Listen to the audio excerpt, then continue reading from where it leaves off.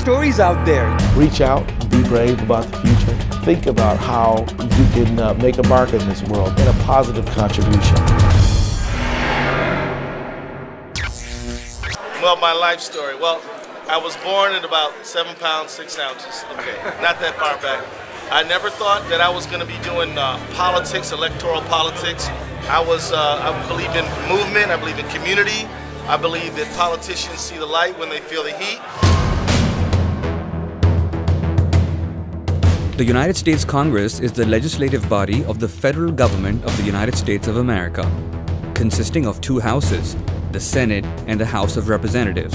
Both senators and representatives are chosen through direct election. I'm Senator Harry Reid. I'm the Majority Leader of the United States Senate. I'm John Boehner, Republican Leader in the House. I'm Speaker of the House, Nancy Pelosi. Hello, I'm Mitch McConnell, Republican Leader of the United States Senate. Each of the 435 members of the House of Representatives represents a district and serves a 2-year term. The 100 senators serve 6-year terms. Each state has 2 senators, depending upon the size of the state. Every 2 years, about 1/3 of the Senate is elected at a time. I have been a Connecticut senator for 30 years. If we ignore history, we're doomed to bail it out again. I'm very proud of the job I've done. Article 1 of the Constitution of the United States of America vests all legislative power in the Congress. The House and Senate are equal partners in the legislative process. Legislation cannot be enacted without the consent of both chambers.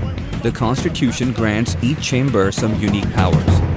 The president's speech was in The Congress meets in the U.S. Capitol in Washington, D.C.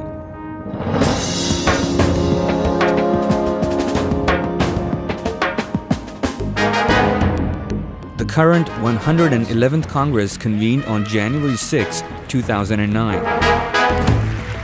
But just a couple of years before that, in 2007, during the 110th Congress, along came a congressman from Minnesota, making history as America's first Muslim congressman, Congressman Keith Morris Ellison.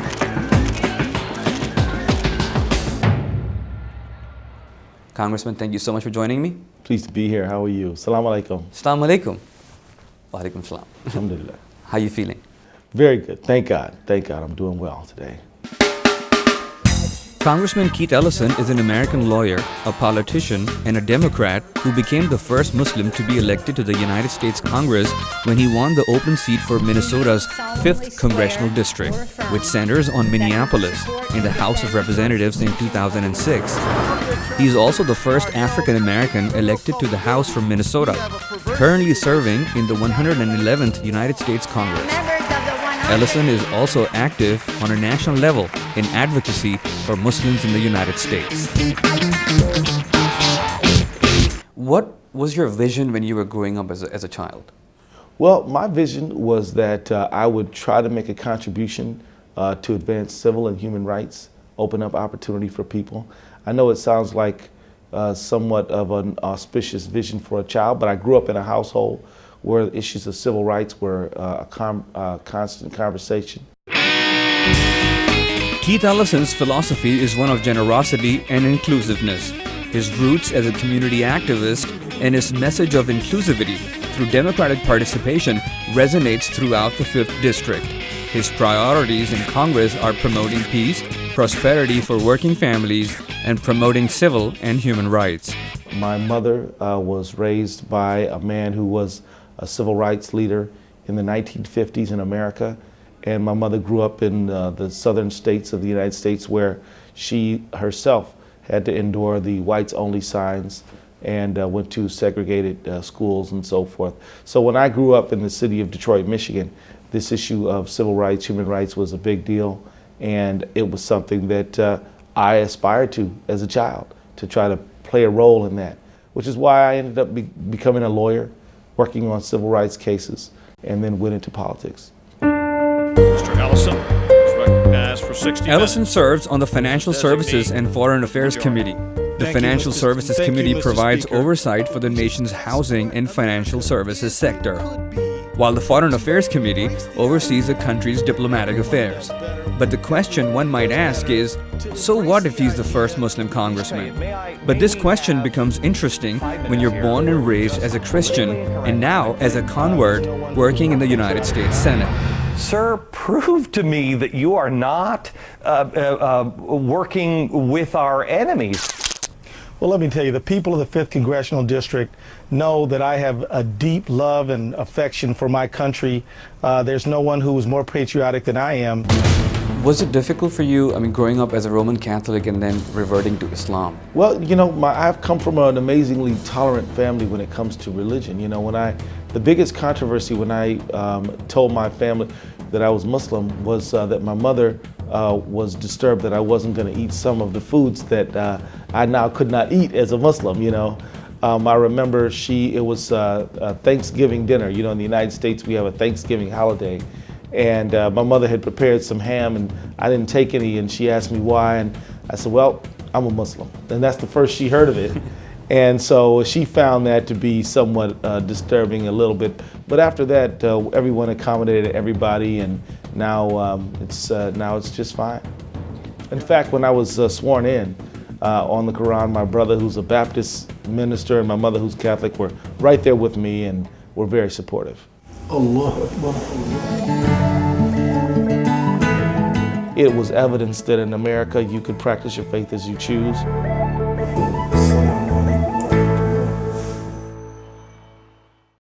Allah Akbar. I felt a greater sense of responsibility to improve society.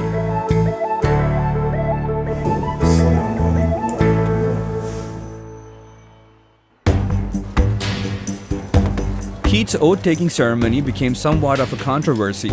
Being a Muslim, he wanted to use the Quran to take his oath, which had never happened before, as most of the congressmen had used the Bible. How was that moment when you were swearing in on the Quran? Well, it was a moment that was pregnant with history. I felt that there was a lot of people watching, and I believe you were there, and you may recall that the Rayburn Caucus conference room was full of journalists, and so we could hear the shutters going off. It sounded they were clicking madly and wildly, and so it was really quite a moment, and it's something that my 12-year-old daughter still remembers very well. In fact, the copy of the Quran that Congressman Ellison used to take his oath belonged to Thomas Jefferson, the 3rd President of the United States. What was that feeling when you first took oath on the Holy Quran, which belonged to Jefferson? Well, it was kind of a thrill, it was a great thrill to do that. It was evidence that in America you could practice your faith as you choose. There actually is a provision in the United States Constitution which says that there are no religious tests for assuming political office. So in other words, nobody could ban you from office because of your being a Muslim or Jewish or Christian or whatever. There's no religious test. So when the people objected to me using the Quran, they really had no legal leg to stand on. They were wrong.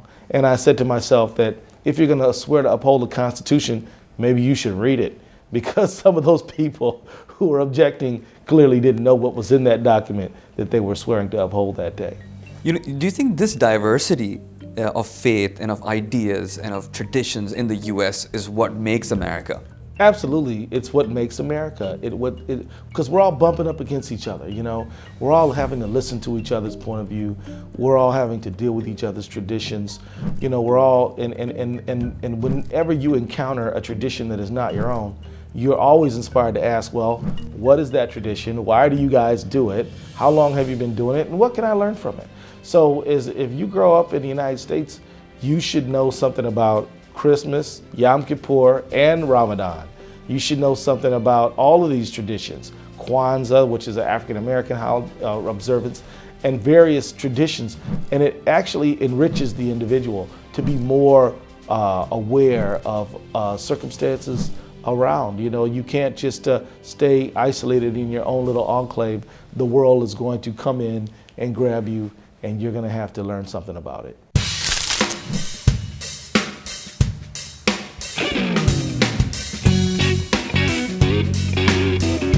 As a public official, Keith is also known to be outspoken. And when it comes to speaking his mind, Congressman Ellison is on top of the issues closest to his heart. You've spoken about the issues of Imam and politics, both things together. Do you agree with that? Faith in politics? Yes. Well, I believe that your faith can inform your politics, but I don't think it's a good idea to impose a particular set of religious ideas on people who do not want to be subjected to those ideas. In America, we have a very religiously observant population. People go to the church, the mosque, the synagogue all the time. But our government is a free zone for religion. So, for example, in the First Amendment to the Constitution of the United States, it says, Congress shall make no law establishing a state religion. Well, that's good. We don't want a state religion because we want the people to be able to choose their own religion. What about the controversies related to CARE and Nation of Islam that we keep hearing about? Well, you know, CARE is a civil rights organization. They are going to draw criticism from certain quarters because they are challenging the status quo. And so I think that it's important for our country to make sure that, you know, you don't blame the firemen for the fire. You know what I mean? If there's an injustice and somebody comes to address the injustice, you don't blame the person who's addressing the injustice. You blame the injustice. So I think that for CARE, I can't say that I know every single thing CARE has ever done. But from what I do know about them, they're trying to improve the quality of justice in our country.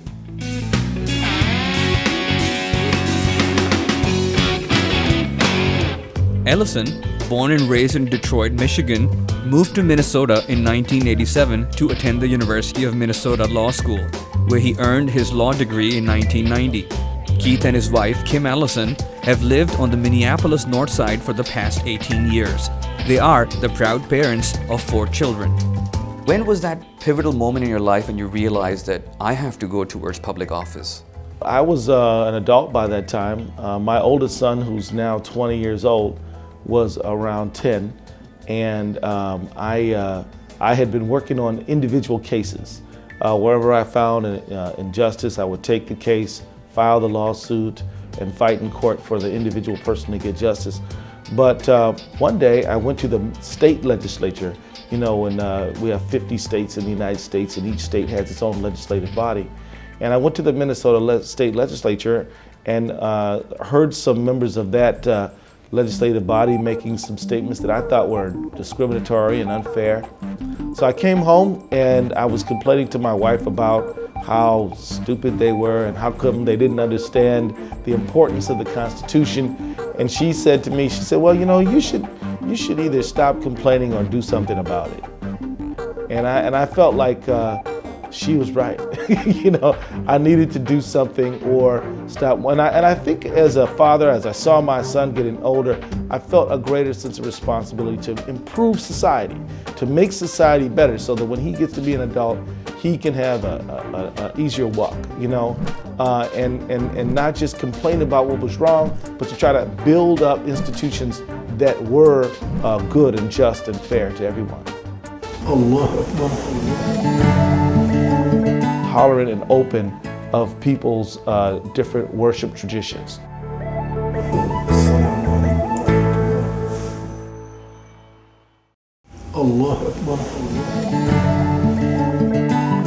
Our faith traditions are not radically different from each other.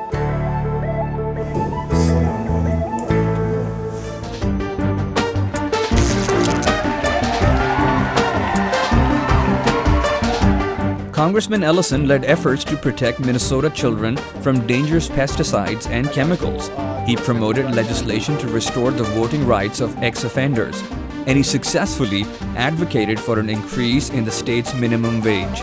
But can being a Muslim cause some people anxiety? A lot of the people are fascinated by your faith. And I think for the outside world, it's something new and different that, hey, there are Muslim congressmen in the U.S. There's now 2. There's now 2. Well, people have nothing to fear, but it's not because, there is nothing to fear because there's no harm, but that doesn't mean that it doesn't cause anxiety in some people.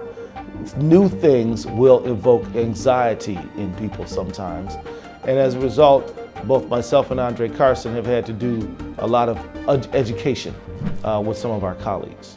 And so, quite frankly, we're both very well treated by our colleagues, but there have been times when we've had to explain different Islamic concepts so that people would have a better, so that we could improve the relationship. Is it working? I think that it is. As a matter of fact, Nancy Pelosi, the Speaker of the House, has been instrumental in improving the environment.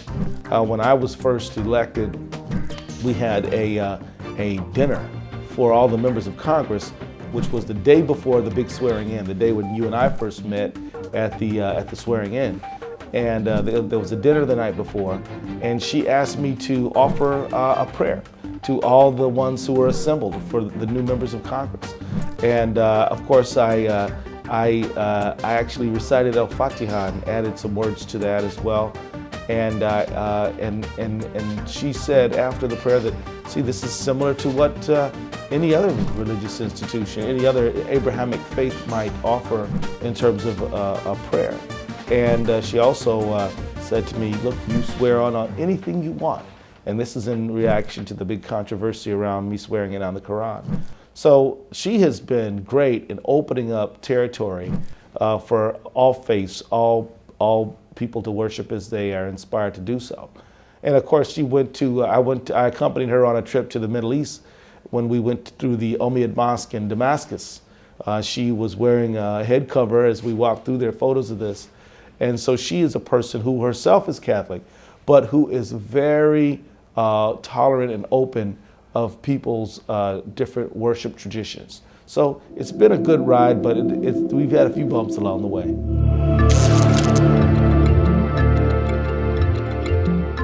But someone who lived his entire youth as a Christian, why would he convert to Islam? Gentleman from Minnesota is recognized for 3 minutes. Mr. Speaker, let me thank the gentleman commemorating the month of Ramadan. I am celebrating Ramadan myself personally. But how did you revert to Islam? Well, it's a good question because I always was, I grew to want to search outside of what I had been given, you know. I grew up in the Catholic Church. I was an altar boy in the Catholic Church. But then when I got to be around 15 or 16, I remember reading a book about the autobiography of Malcolm X. And I thought that was fascinating. And I wanted to know more about Islam, but I didn't know any Muslims, so it just was something that just stayed on the shelf for a while. But then when I got to campus, I think we were studying, I'm not sure what it was, maybe it was calculus or something, but my study partner got up on one Friday afternoon, close to noontime, and said, you know, I gotta go. So, and I asked him, where are you going? We're studying. He said, no, I gotta go. I said, well, where are you going? He said, well, I'm going to prayer. And he said, you're welcome to come if you want. And he told me it was Jumu'ah and that I was welcome to accompany him. And so we both went. And I've just been going back ever since. And so it was shortly after that that I said Shahada, and it was, and I've been going ever since then. I'm 45 years old now, and that was about 26 years ago. So can we say, would it be okay to say that when you reverted to Islam, you took a part of Christianity with you? Yes, and I think that it's important to understand that our faith traditions are not radically different from each other. In fact, we all look to Abraham as the monotheists who helped establish our faith. We're all children of Adam, and of course Islam embraces all the prophets. It's part of our faith that we do so. All of the scriptures, you know, we understand that they have been altered, but we do believe in the revealed scripture of Moses and Jesus and the Injil. And so there is common ground between the Muslims, the Christians, the Jews, and even other faiths besides those. And so I think it is important to talk about what we share in common and not always focus on what we do not share in common.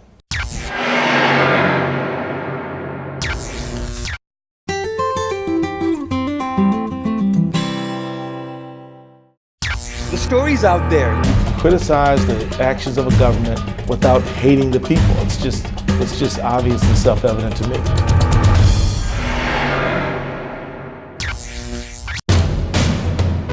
I was born at about 7 pounds 6 ounces. Okay, not that far back. I never thought that I was going to be doing politics, electoral politics. I believe in movement. I believe in community. I believe that politicians see the light when they feel the heat.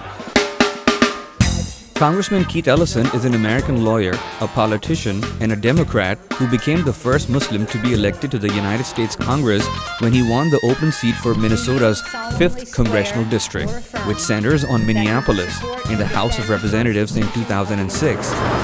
He is also the first African American elected to the House from Minnesota, currently serving in the 111th United States Congress. Ellison is also active on a national level in advocacy for Muslims in the United States.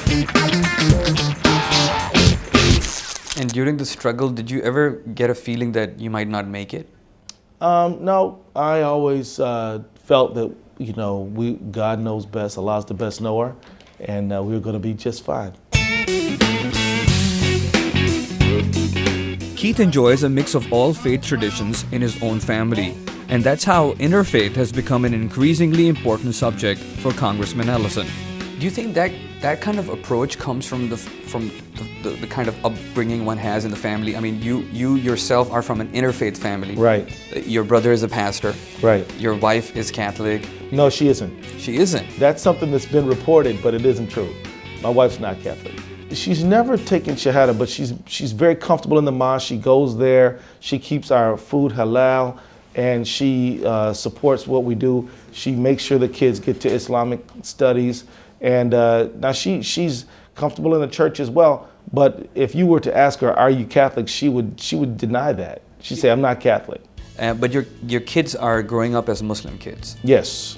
And your brother is a pastor. Yes, he is. So what kind of Thanksgiving dinner do you guys have? I mean, it must be like a variety of faiths together at one table. Right. Well, first of all, we all agree we don't have any pork on the table, in respect to the Muslims, right? Okay. But then, my brother might offer a prayer, I might offer one, my mother might offer one, and then we all sit down and eat. We love each other very much, and there's respect between us. I think it's important to understand that in many ways, in the United States, if you have reverted to Islam, you probably still have a lot of family members who are not Muslim. And even if you were born in the faith, you still might have members of your family who are not Muslim. Or if you've even immigrated to the United States and all your relatives are Muslim, you probably have a lot of coworkers and friends who are not Muslim. So we don't have the luxury of simply saying, I don't like anybody who's not Muslim, right? We have to work in the interfaith environment and have to operate with the idea that there are other faiths that have wisdom, have important contributions to make. I have heroes who are Christian and who are Jewish and who are Buddhist and other faiths. So Martin Luther King's great Christian minister who did so much for our country to overturn segregation and did it in parallel and in conjunction with Muslim leaders like Malcolm X and others who also helped to call our country to its better self. And so that's part of the Muslim American experience, is working in an interfaith environment. And so we have interfaith dialogues a lot. A lot of mosques and churches and synagogues will have groups of people who get together and talk. In fact, a few years ago, Ramadan and Yom Kippur took place during the same period of time. And my imam reached out to a rabbi in town and invited their congregation to our mosque, where we broke fast together and had dinner together. And we thought 120 people were going to come, but about 160 people showed up. We ended up having to share food and share a table, and some people had to sit on the carpet, but we ended up having a great time because we do have an eye towards greater cultural understanding. Greater cultural understanding is good, but as far as fundamentalists or radicals are concerned, how do you start a dialogue with someone who thinks that talking or communicating with people of other faiths is a sin?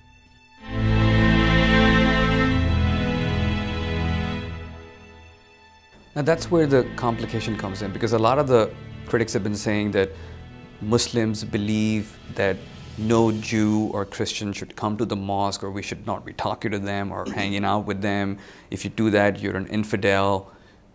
How do we address that issue? Well, all I'll say is that if you were to travel to Medina, you would see a set of letters that were dictated by Prophet Muhammad, peace and blessings be upon him, but were written by people who were literate, in which he went to these various leaders around the world, Persia, Egypt, various places, to tell them about Islam. And in the early Sahabas actually had meetings with people who were not Muslim in the masjid. So to say that Muslims only talk to Muslims, or that people who are not Muslim are not welcome in the masjid, I think that that is something that suggests that you need to study a little more. I mean, the fact is that our faith has a tradition of tolerance. When the Muslims were in Andalusia for 800 years, people were allowed to practice their faith freely. But Jews have never had a period of time under Christianity, under Christian rule, where they were as free as when they were under Muslim rule. So this is a historic fact, well documented. And so I think that this new intolerant attitude is not well informed of Islamic doctrine or Islamic history. Allah Akbar. The way Islam spread was primarily not by the sword, but by good example.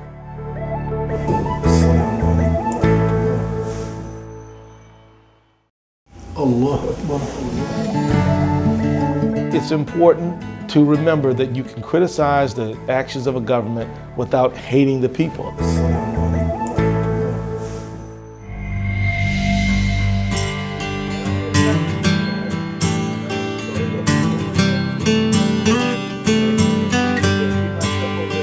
In a time of confusion, where should young Muslims who don't share the philosophies of the fundamentalists turn to in order to get effective and authentic guidance? We're here to see what happened. We're going to go back and tell them what we saw. Where do you think young Muslims or Muslims who don't agree with the radical philosophies of some Muslims, not necessarily of Islam, where do you think they should go to find the truth? Well, I think that a good place to turn to is to read the Quran. I mean, the fact is, I have met young people who could recite the Quran in Arabic, but who didn't understand a word of Arabic. So they can recite the words, but it's essentially phonetics. Now, it's good that they can do that, but I'd say dig down into the meaning. What do the words mean? And then understand the hadith, and understand the cultural and the time, and understand these things that are critically important to having a good grasp. And then read Islamic history and read about how Islam was not a fearful society looking backward, but was a courageous society looking forward. A society that was talking about technological innovation, talking about exploring the world, talking about getting to know new people. And that the way Islam spread was primarily not by the sword, but by good example. People who were doing trade, people who were reaching out. And this is the way that people said, this Islam, you seem to be a serene, fair-minded person. What helps you be that way? Tell me more about it. This is the way people will be exposed to Islam, not through fearsome, angry sort of things, but through love, through compassion, through fairness, through good character.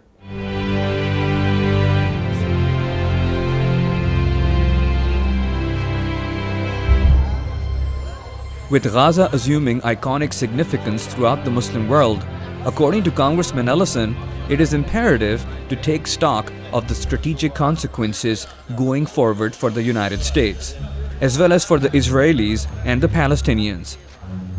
If you would to support the people of Palestine, would people in the States criticize you as an anti-Semite? Well, some people might, but I've been vocal in my calling for meeting the humanitarian needs of the Palestinian people, despite what anybody might say. Now access to medical facilities for many people, 1 million people cut off from electricity, 800,000 cut off from water. Very, very serious challenges. And I don't care who doesn't like it. I'm going to continue to raise the cause of the people who are suffering. We must meet the humanitarian need right away. And we've got to address the political context in which the humanitarian crisis emerges. You know, I mean, the humanitarian crisis didn't happen by some force of nature. It happened within a political reality, and the world cannot allow this political reality to continue to exist. And so I'm in favor of a fair, sustainable, long-term, permanent status for both Israelis and Palestinians that's based on a way forward so people can live and thrive and grow. Would it be okay to say that people in the House or people in Congress have nothing to fear from you being a Muslim? You've always tried to bridge people together, so there's nothing to be afraid of from Keith Ellison. You know, let me tell you, I think anti-Semitism is horrible. It's wrong. It's morally repugnant. I've been to Poland, where I went to Auschwitz, where Jews were incinerated and killed in the Holocaust. I've been there myself. I've been to the Holocaust Museum here. I'm a opponent of anybody who would try to push anti-Semitic ideals. But the fact is that criticizing the policy of a state is not anti-Semitism. You know, even the Israeli public criticizes the policies of their government. So why would it be anti-Semitic for somebody like me to say that I think that certain decisions of the Israeli government are wrong, particularly the humanitarian crisis in Gaza? So I think that this is something that we've got to be careful for. We've got to make sure that we're opposed to anti-Semitism, opposed to racism, opposed to Islamophobia too, opposed to sexism. We all need to stand for justice for all humanity. So it's like if people are protesting outside the White House against the policies of the former President Bush, that doesn't make them anti-American. That's right, absolutely, absolutely, and it's self-evident. But I think that it's important to remember that you can criticize the actions of a government without hating the people. It's just obvious and self-evident to me. What makes Muslims in America think like this? Why are you so different compared to Muslims in other parts of the world? Well, you know, I will say, in fairness to Muslims in another part of the world, that I've received tremendous hospitality wherever I've went. I've had a great time in Pakistan and enjoy that country tremendously. Great believer in Pakistan and believe in the future of Pakistan, inshallah.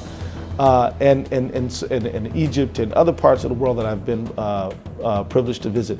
But I'll say in America, you know, we do, as I was mentioning before, have to work on an interfaith basis because so many of our friends and neighbors and coworkers are not Muslim. We've got to get along with them. I think it's also important to understand that we have a civil rights tradition in America. America was a slaveholding society. For 243 years, you know, people who were black were not able to live on a basis of equality with people who were white. But no country from outside the United States came to fix the problem. Americans fixed the problem ourselves through a civil war, through a civil rights movement. And basically what leaders like Malcolm X and Martin Luther King did in the civil rights movement is not say America's bad. What they said is the words of the founding fathers are not being adhered to. We called the people the segregators and the racists and the discriminators to be more loyal to the words in the Constitution and the Declaration of Independence. You know, it says in the Declaration of Independence that all men are created equal, endowed by their Creator with certain inalienable rights, among them life, liberty, and the pursuit of happiness. Well, if somebody were to deny American the right to pursue life, liberty, and the pursuit of happiness, they would be the ones operating outside of the American tradition. So what we did is we called them to be more American, if you will, and to let go of discrimination, to treat people on the basis of equality, to allow people greater opportunity. And so we find that this requirement of equality and opportunity and fairness is rooted in the Quran, rooted in the Muslim tradition. It's not the new invention of the West or America. These are age-old traditions that we have and can therefore go back to.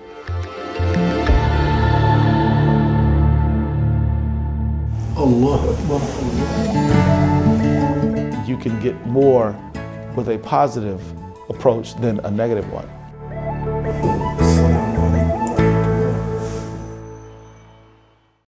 Allah Akbar. We're here to make a better America and therefore a better world. So let's do it together.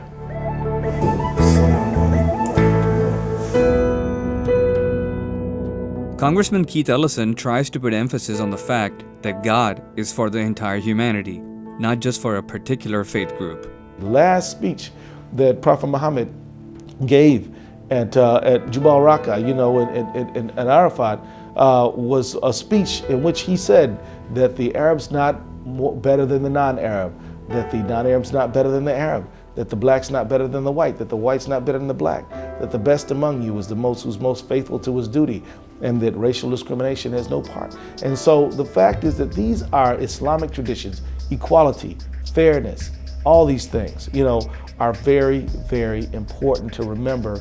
Are an Islamic tradition, they're an American tradition, they're a human condition. The turmoil and frustration in some of the Islamic countries today, Congressman Ellison blames it on colonialism and the feeling of abandonment that came after it. Some of the strains in the Islamic world that we see that are more towards the intolerant side, in my opinion, are nothing more than reactions to colonialism and globalism. They're not Islamic traditions, they are reactions to people feeling that as the world is moving forward, that they're being left out of that change. And so there have cropped up social movements to try to address this, but I think that the best thing for people to do is to remember that, you can get more with a positive approach than a negative one. So what you're saying, Congressman, is that it's more difficult to be a Muslim in a non-Muslim society. When you're a Muslim and you're living in a Muslim country, you kind of get used to it. When you're a Muslim living in a Muslim country, no, you don't have to make a moral decision about whether to pass by that liquor store or not, because there is none. You don't have to make a moral decision as to whether you're going to observe prayer at the proper time because the adhan is called and everybody is doing it. But in America, where you can literally do whatever you want, you've got to make moral calculations all the time.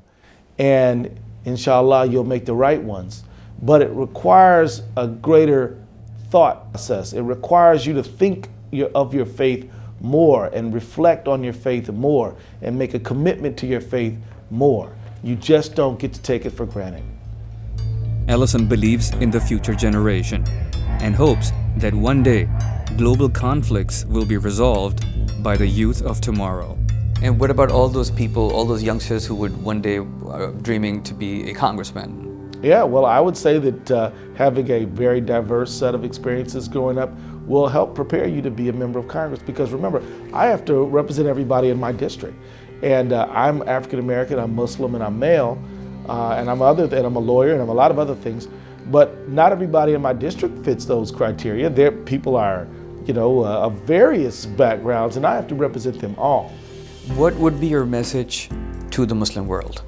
Reach out, look forward, be brave about the future, have faith that God is going to work it all out for you if you are a religious person, and don't be fearful, don't withdraw from the world, but think about how you can make a mark in this world that we're walking into right now in a positive contribution. Congressman Ellison says that he's a firm believer in people, and at the end of the day, all religions have much to offer to humanity. I would say that the Muslim world has much to offer the rest of the world, and that these gifts that the Muslim world has to offer shouldn't be held back. And that, particularly the Urdu-speaking world in Pakistan and Bangladesh and parts of Europe and the United States has a great tradition. And the world needs to know what you have to offer, so by all means offer it. And what about the people in the U.S. who might be afraid of you? Well, they have nothing to fear. We're here to make a positive contribution. We're here to make a better America and therefore a better world. So let's do it together.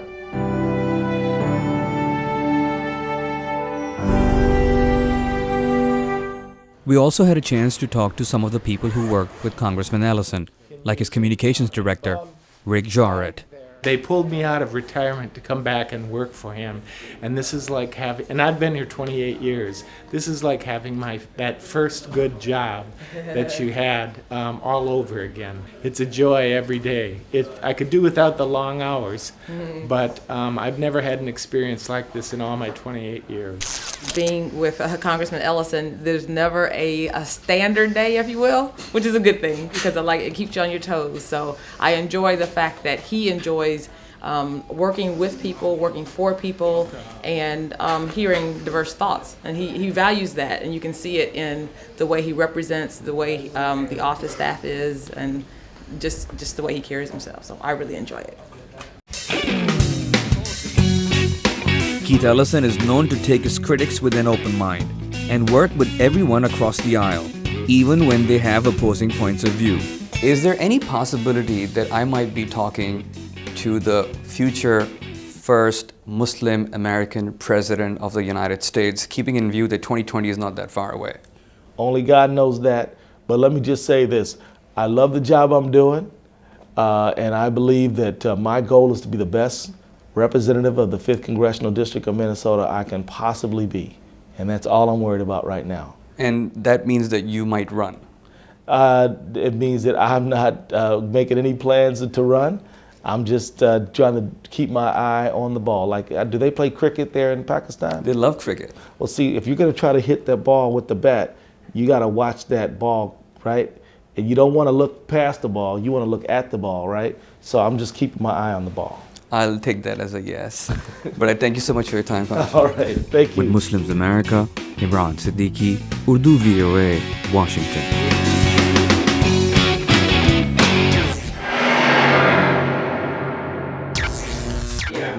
He's a good interviewer. Good job.